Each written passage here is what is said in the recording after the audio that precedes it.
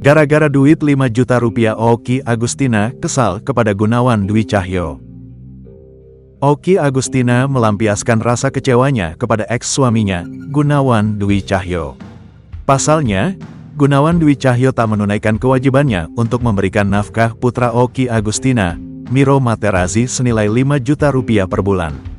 Oki Agustina mengaku bisa untuk membiayai kebutuhan putranya. Kalau saya pribadi, sebenarnya saya yakin ada rezeki ada anak saya, untuk bayaran sekolah saya bayar, kata Oki Agustina. Namun, Ibu Keisha Alvaro ini menyayangkan sikap Gunawan yang mengingkari hasil putusan pengadilan soal nafkah anaknya. Cuma ini balik lagi, ada kewajiban yang harus dijalankan.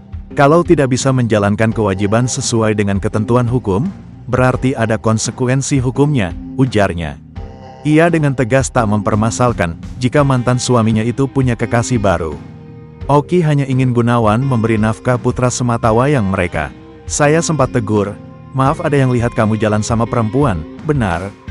Saya sih nggak ada masalah kamu mau jalan sama perempuan itu, bukan urusan saya. Tapi tanggung jawab kamu, kewajiban kamu buat Miro ya dijalanin, tegas Oki.